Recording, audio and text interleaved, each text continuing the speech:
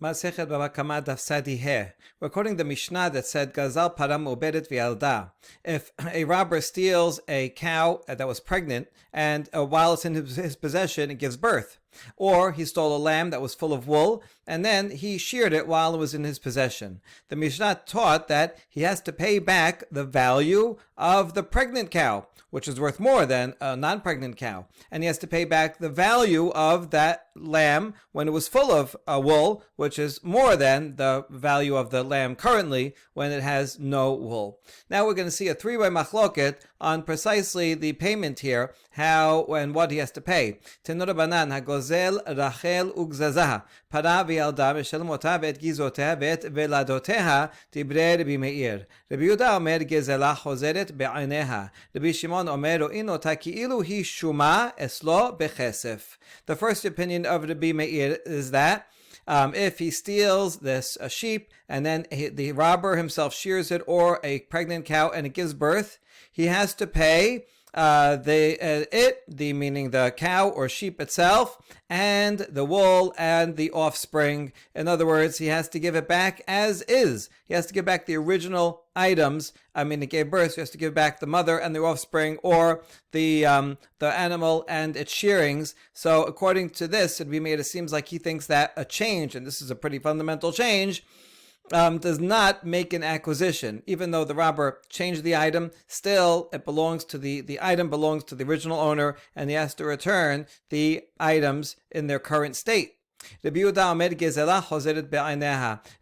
says only the stolen item you have to return as is, meaning the cow you have to return, but the offspring underwent is a new thing here, underwent a total change, and so the robber can keep the offspring. He still has to pay for it, right? Everyone agrees that he's going to have to pay the amount of the value of what he stole. But in terms of the item itself, so the Yehuda says the item itself, or the lamb, he has to return the lamb. He can keep the wool and pay for the wool. So that's an in-between position.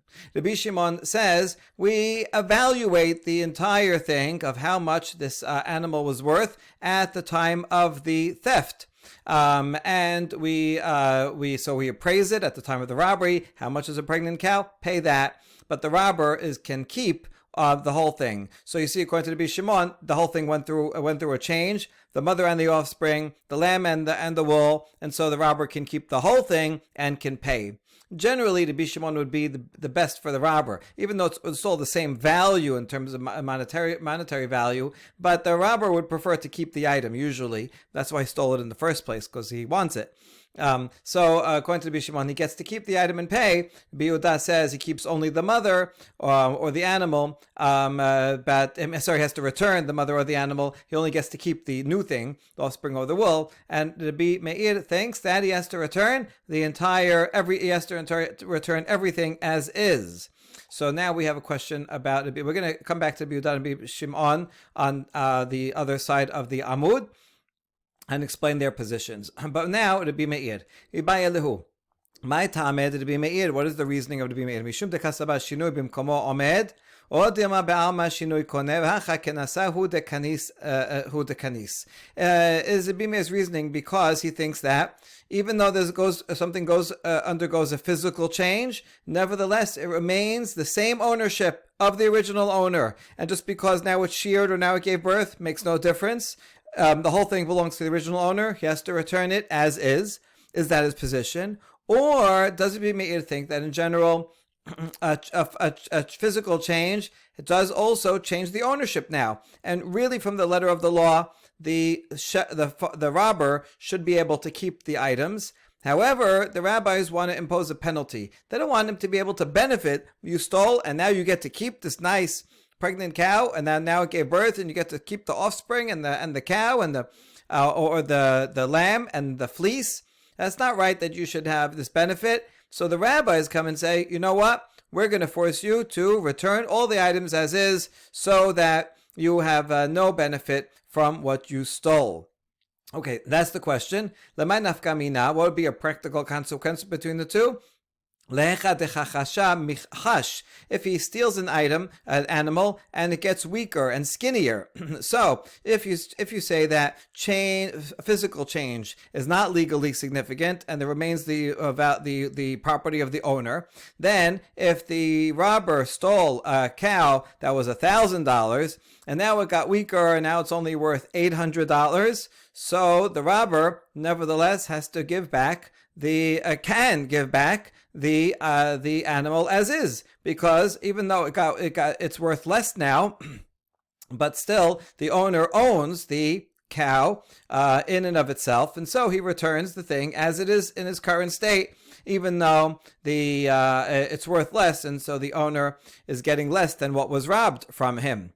However, if you say that in general he thinks that a physical change does make an acquisition, then when the animal gets weaker and goes from 1,000 to 800, that weakness, that's becoming skinny, as a fundamental change, and now that a significant change. So now the robber owns it. If the robber owns the animal itself, he has to pay the $1,000 what he stole. He has to pay the value at the time of the stealing, and so you have to pay $1,000 here. The knas would not apply in this case.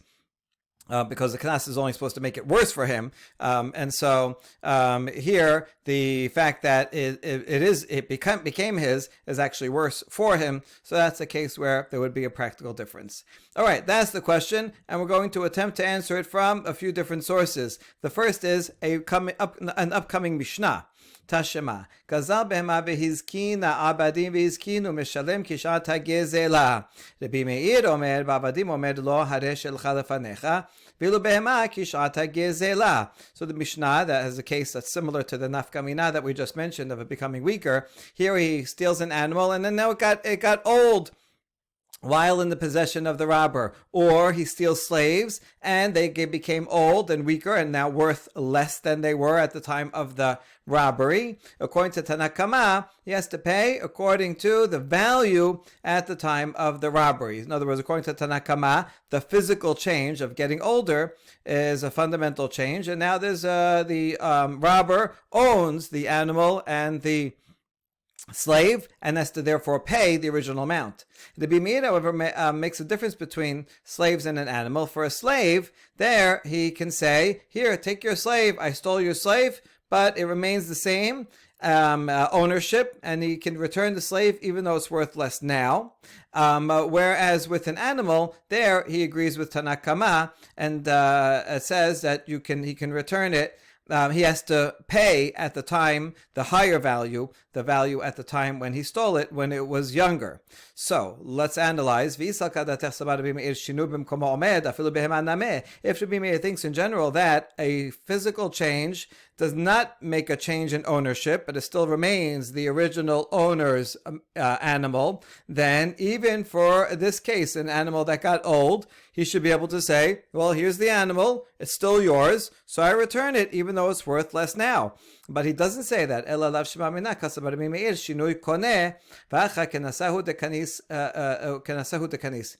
must be Rabbi Meir thinks in general that a physical change does make an acquisition, and now the owner, now the robber owns the item, and and that's why he has to return. He has to pay the higher amount. In the case of our Mishnah, the case above, where the animal gave birth or you sheared it, there to be it says you have to give back the actual items intact. Because that was a special penalty. Okay, so this seems to be a good proof. However, we reject it. Amri, Rabbi Meir lidivrehem d'Rabbanan kama lehu lididi shinui en koneh afilu behema nameh. Rabbi Meir was only speaking on behalf of, in accordance with the rabbi's opinion, and he says as follows: according to my own opinion, it could be Rabbi Meir really thinks that physical change does not change the ownership. And even in the case of an animal, does not change the ownership, and therefore the owner keeps it. And according to Bimir, really, he could return the slave, weakened and older as now, and he could also return the animal in its older and cheaper state. And when Rabbi Meir was speaking in the Mishnah, he was only saying Ela liditchu tamiditu shinui koneh. According to your opinion, that you think a physical change does make a change in ownership, and the robber owns it. At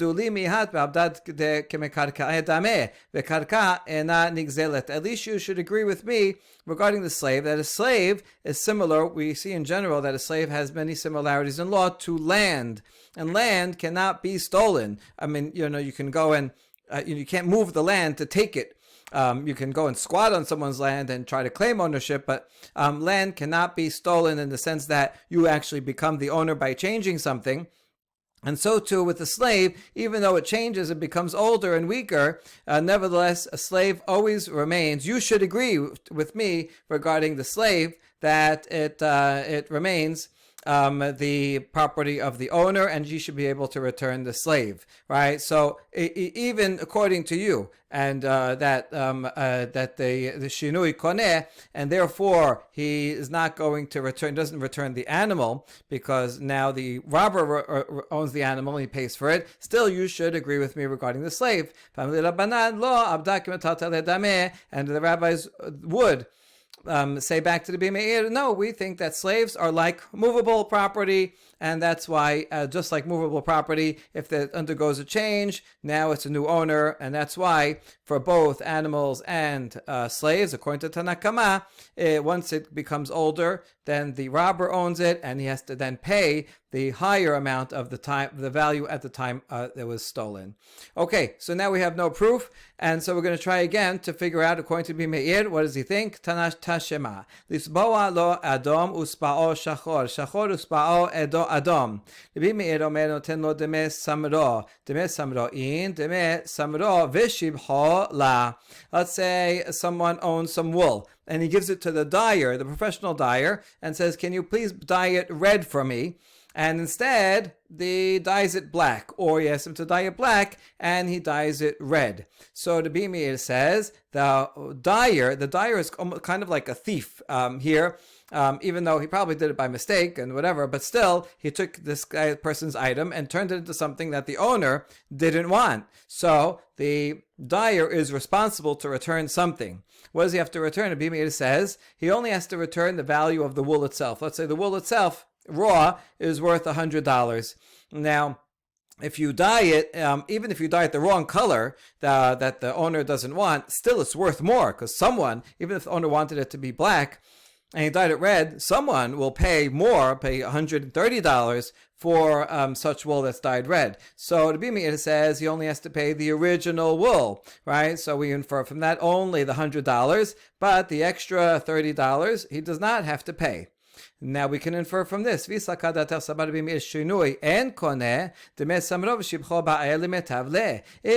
Meir thinks that a physical change, and this is certainly a physical change, dyeing something, although we did discuss in the past, can you take soap and take it out, whatever. We're assuming that this is a physical change. And so if he thinks that a physical change does not make a new owner, and it remains the property of the original owner, then he should have to give it back as is. And that would mean giving back now this thing that is dyed, could be the wrong color, but still it's worth more than it was before. But Rabbi Meir doesn't say that. He says he can just pay the original value of the item. So it must be, he thinks that a physical change does acquire the item for the robber. And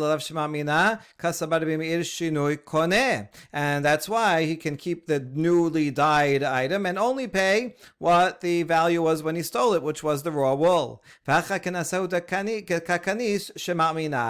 in the case of our Mishnah of the cow that gave birth, or that you sheared it, he has to give back the original items only as a fine. So that's a good proof, and we accept that proof. But now we go back and change the question. Ika de amre ha la ibaya lan de me pich ra vetane gazal para vizkina avadim vizkinu meshalem kishat gezela dibre Rabbi Meir hachamim omrim ba'avadim amar lo hare shel chalafanecha vadai leRabbi Meir shinui koneh v'hacha kenasa hu teka kanis.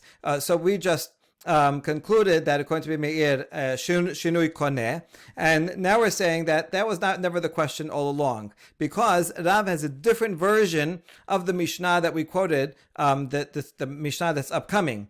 And in this version, it's coming up, we're going to see on the next daf is where it actually appears, but we already quoted it, but the Rav switches around the opinions. And in the Rav's version, Rabbi Meir is the one that thinks that if he stole a cow and it got older, or slaves and they got older, he has to pay according to the time of the robbery. That means that now that they got older, that's a physical change, and then that he acquires it thereby, because shinui koneh.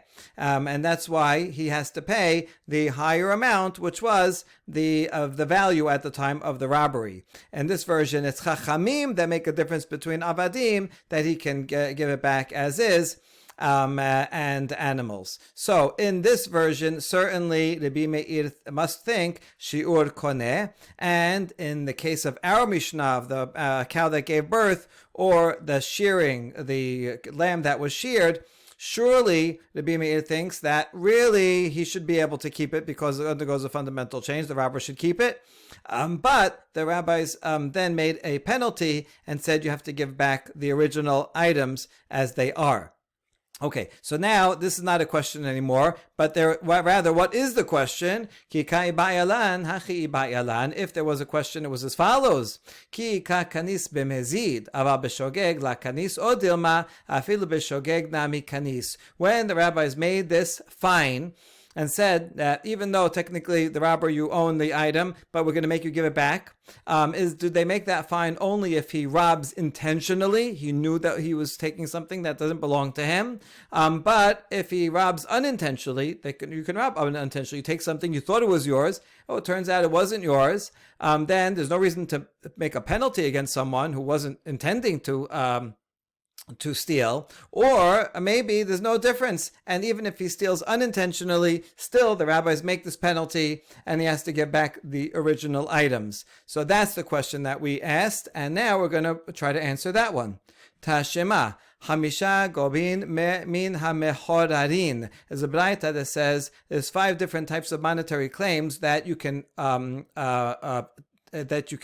collect only from freed property, meaning property that the defendant currently has, and not property that he sold that the claimant may have a lien on. So in general, like if it's an oral loan, then you can only collect from property that the borrower currently has. If it's written in a document and the document says, right, and all of your property is lien to this, then the lender can go and take from the sold property of the borrower, right, if he sold it after the lien took effect. So that's the general. So now we're going to see 5 things where you can only collect from free property that is currently under the hand of the payer. Ve'eluhen perot ve'shevach perot ve'mekabel alav lazun ben ishto ubat ishto ve'get hob she'en ba acharayut v'chtubat isha she'en ba acharayut. The first case is perot. Let's say a robber steals land and enjoys the produce while it's under his possession. Right, and he takes $100 worth of apples, and eventually he's caught and he returns the land. And so now the owner of the land comes and says, hey, you took all that $100 worth of apples, you have to pay me. He has a right to go and take the assets of the robber, but only assets he currently has, not assets that he had sold in the meantime. And also shevach perot. This is a case where the robber steals a piece of land. The robber sells it to a buyer who either knowingly or unknowingly buys it, either knowing or unknowing that is stolen property. And then that buyer adds value to the land. He adds a fence, he adds fertilizer, he makes it better. He puts investment of $100 into the land, and then eventually he's caught. The robber is caught, and the original owner comes and gets the land back. Now the buyer has a right to go to the robber, and he can collect whatever he bought it for. He paid $1,000, they'll say, so he can go and collect from the robber, and for that he can take even from lien property. But the shevach perot, the other $100 of investment that he put into the property, he also has a right to collect that from the robber, but only from the robber's free assets, not from something he sold. There's no lien for that shevach perot. The third case, if a husband agrees to pay sustenance to his wife's sons or daughters. She has from a different marriage. Legally, the new husband doesn't have to sustain them, but he agreed to in the ketubah, so that the wife can collect from the husband. Says, "Oh, you have to pay for a sandwich for my son today." So she can collect from free assets, but not from liened assets. Even though ketubah generally is paid even from liened assets, but not for this. Get hov shen bo achrayut. Let's say you have a document of a promissory note, but it doesn't say in it that all land will be liened in order to pay the loan. So even though it is written, even though it's a written document, but it doesn't say that there's a lien, then you can't collect from lien property, sold property, and also a ketubah. Ketubah generally assumes that the wife can collect the payment for the ketubah even from property that the husband sells. There's a lien on it, but if it doesn't say that there is a lien, or says that there's no lien, then since there's no property guarantee in the document, so she cannot collect from it. In our ketubot today, they all say and that she can collect even from land that he has or that he will have, that he sells, that she has a lien on his property. But if it doesn't say it, then she can only collect from available property that he has. Okay, so that's the baraita. Now, man shemat le damar achariyut lav ta'us sofer hu Rabbi Meir v'katani perot v'shevach perot. We're going to try to figure out who is the author of this baraita.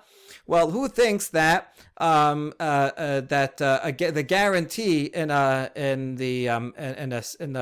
loan document, if it's missing, we don't consider it an error. There's machloket about this. If you have a loan document, a promissory note, usually it says, and you have a lien on to collect all from the property of the borrower. But let's say that's missing in the document. One opinion, the opinion of the rabbis, is it must be that the scribe just forgot to put it in. But we assume that anyone who makes a loan with the written document is going to have a lien.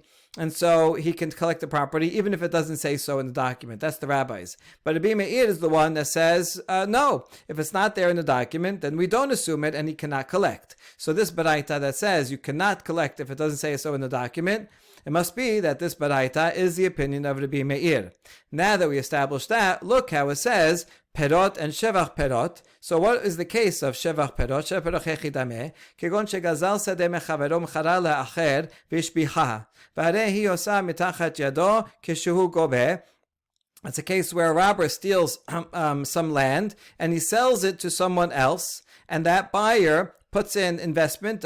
He buys it for $1,000 and he puts $100 of investment into it, and then the original owner takes it back. So then the buyer can go to the robber, and when he collects, as we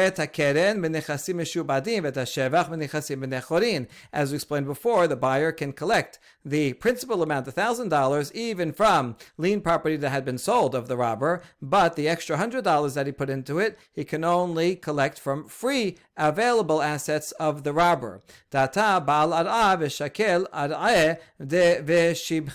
Why does that buyer have a right to take both of these things from the robber? Well, it's because the original owner came and took the land and the enhanced value of the land that's embedded in the land, right? The owner took everything from the buyer, so the buyer has recourse to collect both of those things from the robber, although for one he can collect from lien, and for the other he can only collect from the free property. Now, here's the proof. Are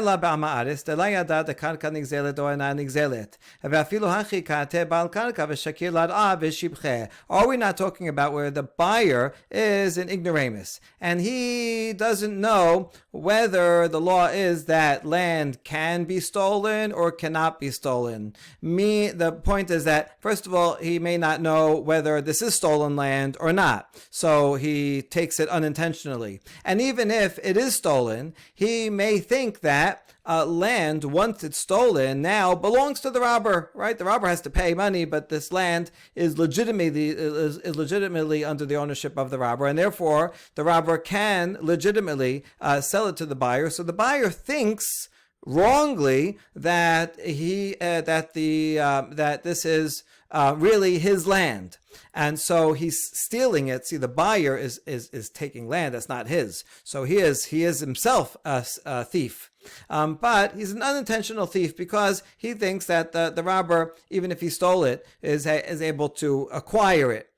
Nevertheless, even though that buyer is an unintentional robber, nevertheless, the original owner can come and take back not only the original value of the land, but even the increased value of the land. So we can see from here, Ushma mina beshogeg nami kanis.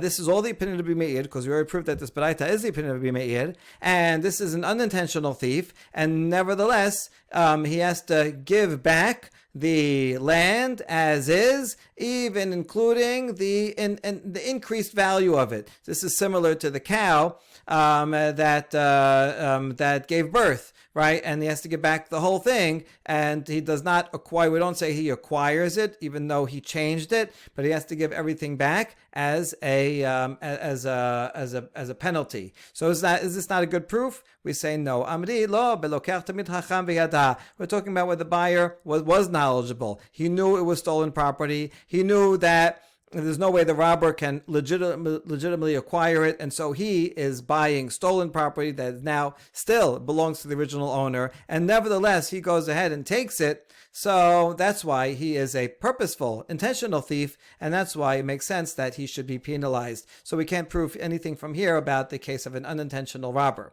So lastly, Tashema, lisboa lo adom uspo shachor, shachor uspo adom, Rabbi Meir noten lo deme samroin, deme samro v'shibho la. Back to this case of also an upcoming Mishnah. If someone has some wool that's worth 100 and he gives it to a dyer and he tells him to make it red, but he ends up making it black, or he tells him to make it black and ends up making it red, we're assuming that he's doing this unintentionally, right? Why would he purposely make it the wrong color? And so this dyer is like an unintentional robber. The Meir says he has to pay back only the $100, the original value. So only the original value, but not the added value that he put by putting the dye in, even if it's the wrong color. Still, it's worth more. And if you think that even an unintentional robber like this guy is, the rabbis also give him a penalty, then in this case, the dyer should have to pay back the full amount, the 100 plus the $30.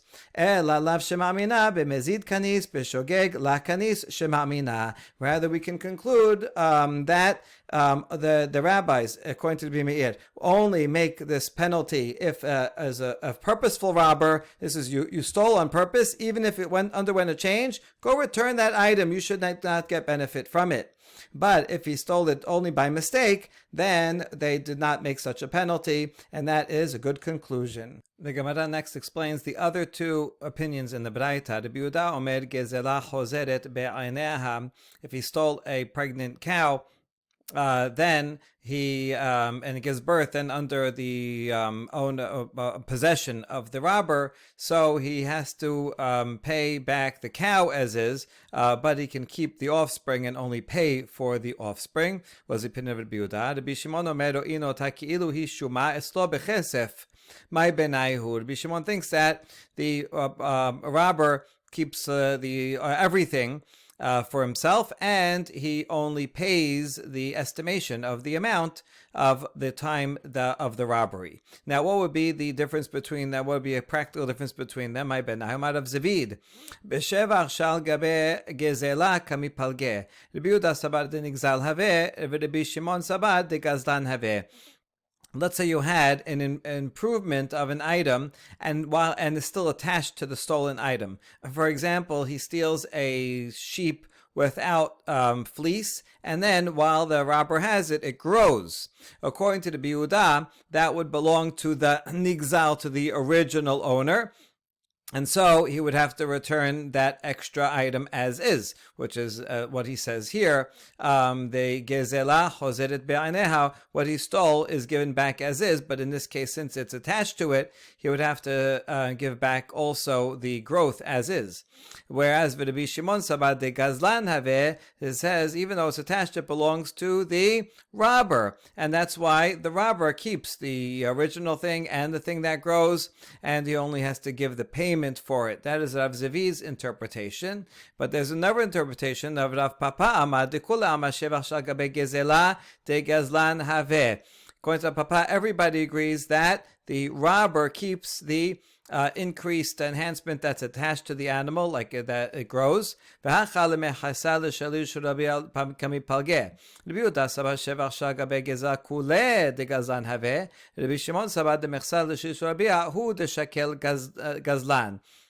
The disagreement is about how much of that extra growth does the robber keep. According to the Biuda, the robber keeps all of it, of the actual item, and he has to simply pay for it. Whereas according to the Shimon, the robber keeps either half or a third or a quarter, and then has to return the rest of it. The reason is because we view the robber kind of like a shepherd or rancher that works for the owner, and he is taking care of the animal in the meantime, so he gets to keep a portion of it. And according to the local custom, it might be a half or a third or a quarter, so he gets what the usual custom would be.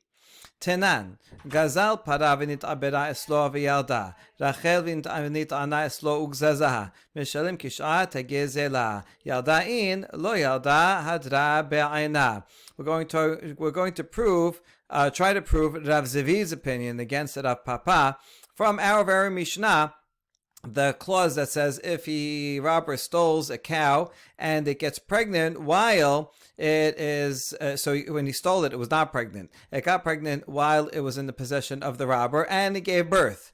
Or he stole a plain sheep that had nothing and then it grew wool and he cut it all under the robber's own possession.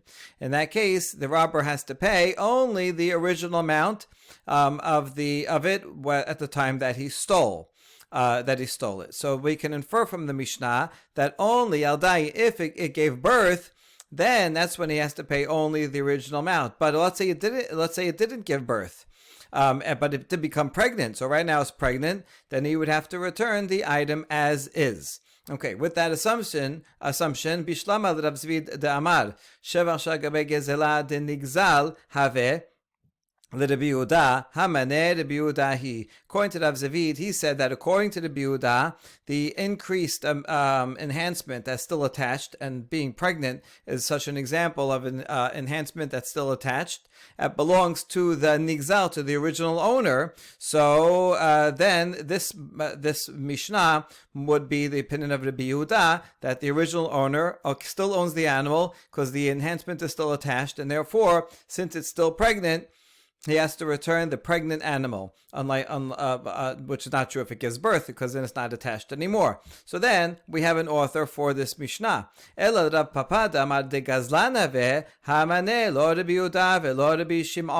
according to Rav Papa's interpretation, he said that everyone agrees that it belongs to the Gazlan.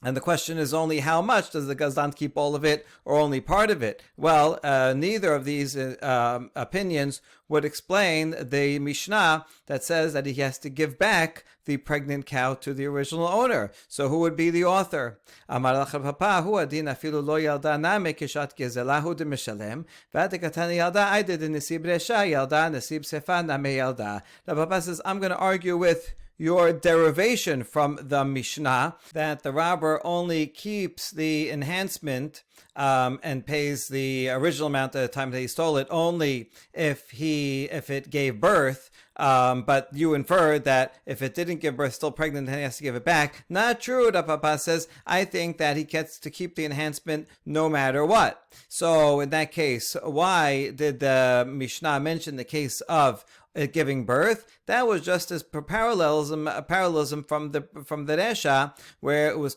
mentioned a case where the animal gave birth. So it also talk about here, listen, if the animal gives birth, but the same would be true if the animal didn't give birth. Either way, the robber can keep that enhancement. And so Rav Papa can explain this Mishnah as well, according to his own opinion. Now that we defended Rav Papa, we even have a proof on his behalf. Tanya kivated Rav Papa, Rabbi Shimon Omer, Rino takilu hi shuma etzlo bechesef lemechsa l'shalish ul'rabiya. According to Rabbi Shimon, we make an estimation so that we can give the robber a portion, a half, a third, or a quarter of the enhancement, according to the local custom of what a hired shepherd would get. The robber gets as well. Amar Rav Asher, ki avinan be Rav Kahana iba ayalan, the Rabbi Shimon damar lemechsa l'shel Rabbi Yehu de shakil gazlan, ki misalikinan le b'demed, misalikinan le od yama mebisra shakol. Rav Asher asks, when we were in the house of Rav Kahana, the question came up, according to the Rabbi Shimon, who says that the robber gets a half, a third, or a quarter. When we go and take it from him, we remove the stolen item from him, and then we pay him for a portion of what he deserves for taking care of it. How do we pay that? Do we pay that with money, with cash, or can he take a portion of the item itself from the meat of the animal? So is it in cash or is it in kind? Ufashatna mehad amar Rav Nachman amar Shemuel, and we answered it from the following statement of Rav Nachman name of Shemuel, who says, Shelosha shamin lahen hashevach ma'alin otan bedamim. There are three cases where we make an appraisal of something that increases in value, and one pays with money. We see that these are three cases, assuming that there are only these three cases. Our case is not mentioned here, which means in our case it would not be so. That's at least the interpretation of Rabbeinu Hananel, that he can be paid from the meat itself. Okay, but now we have to explain these three cases where we pay a person only with the money. Ve'elohen bechor la pashut, a firstborn son to a non-firstborn son, the payment that he gives. The cases where a father dies, leaving some property, and it's not divided, and while it's not divided, still in the estate, they put in money and it enhances. They enhance it and make it worth more.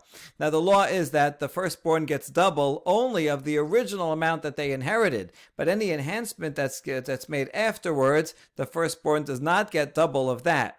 Therefore, when they do come to divide it, so the original amount of the land, the firstborn gets double, but the enhancement part, the firstborn has to pay the non-firstborn for that. When he pays, he has to pay cash, he doesn't have to pay in land. Second case is Baal Chov la Lokech or Baal Chov la Yetomim. A creditor who is collecting money from the borrower, but the borrower doesn't have it, and so the borrower had sold land and there was a lien on that land. When the creditor comes to that buyer, he can take the land, but let's say that buyer enhanced the land, so he collects that only from cash, not from land itself. And similarly, a creditor that is collecting from the orphans that the father owed money, and now they're taking from the orphans. In the meantime, also, it increased in value, so the payment for the increase in value is paid by cash, and they cannot collect that from land. So it's only in these cases that one has to pay cash, but in other cases, one can collect from the thing itself, from the land, or in our case, from the meat of the animal. We next ask a question about Shemuel's statement that we just learned. Amar leRavina leRav Asher, Mi amar Shemuel, Baal Chov lalokeach yahib le'shebach? Did Shemuel really say that the creditor who comes to collect money from the land that was liened, and he goes to the buyer of the land, right? The creditor goes to the debtor has no money, so the creditor says, oh, you had land, you sold it, and so he goes to the buyer, but the buyer put in money and enhanced the field, and so Shemuel just mentioned that the creditor has to pay the buyer for that enhanced value. Is that true? Shemuel also said that the creditor goes and takes the land from the buyer as is with the enhancement, and he keeps all of that value. The buyer then will have to go after the debtor and say, hey, you give me, first of all, you have to pay me back for the land that I bought from you and that was taken from me, and you have to pay me back also for the enhancement. Let me go get the money from the debtor. Why? That's what Shemuel says. So we have a contradiction. First, Shemuel said that the creditor has to pay the buyer, and then Shemuel said the creditor does not have to pay the buyer for the enhancement that the buyer put into the land. The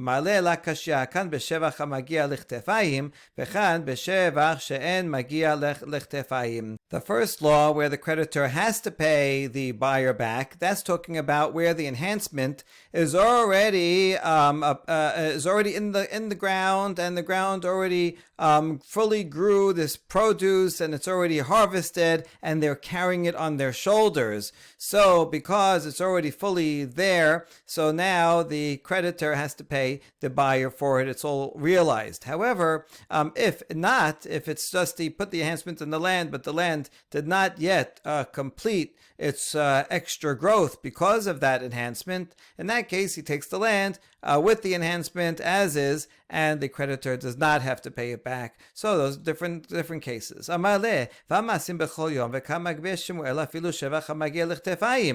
that's a nice theoretical answer, but we see a daily incidents where Shemuel rules that even if the land grew extra and it's all finished and it's being carried on the shoulders, nevertheless, Shemuel tells the buyers that they have to give up on that enhancement, that the creditor does not pay them back. So Shemuel rules the same way in both cases. Amale la kashya ha de masik be keshiur ar'a ushpacha ha de la masik be ela keshiur ar'a. Rather, the difference between the rulings of Shemuel is how much is owed to the creditor.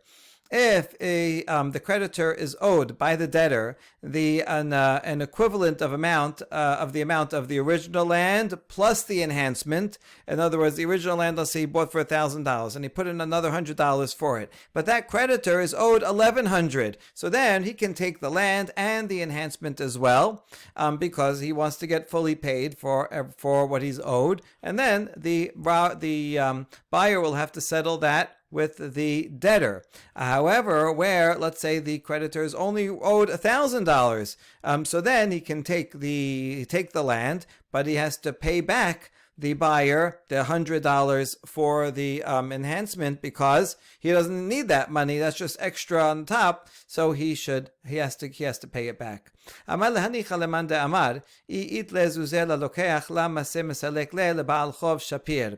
Ravina responds that this distinction makes sense according to the view that if the buyer has money, he has cash on hand, and so here you have the creditor, he comes to the debtor, says, owe me $1,000. The debtor says, I don't have any money. There's land that you had a lien on, go collect from that.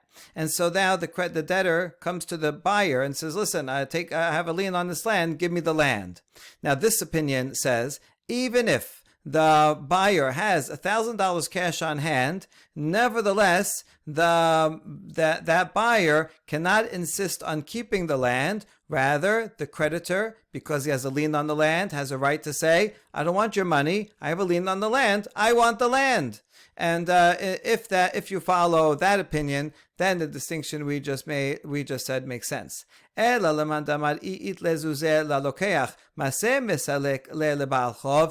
you say the other opinion, that if the buyer has money on hand, then the buyer can say to the creditor, here, take your $1,000, and he can keep the land and not hand it over to the creditor. If the buyer has a right to do that, then lemale ihavu lizuze hava mesalekin alach mikule ar'a hashta habli geriva da ar'a shiur shibhai. Then the buyer should also be able to say, listen, if I had money, then I would be able to keep all of the land. Now, even though I don't have the money, but I put enhancement into it, so at least give me a small amount of land for the value of the enhancement. In other words, since this is money that you only have a lien on the land itself, not on the enhancement that I made. That enhancement should be considered like cash value, because you should give me that amount in cash. So if I had cash, I would be able to keep the whole thing. I don't have cash, but you do owe me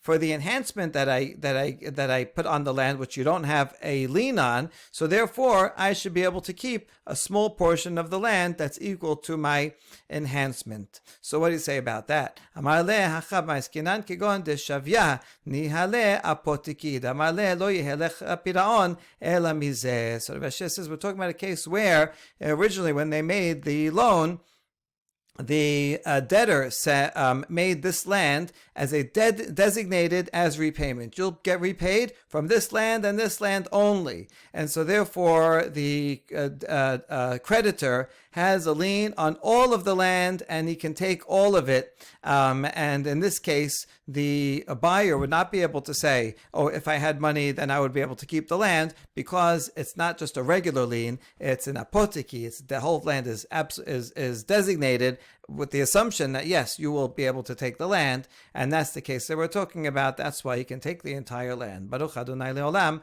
Amen ve'amen.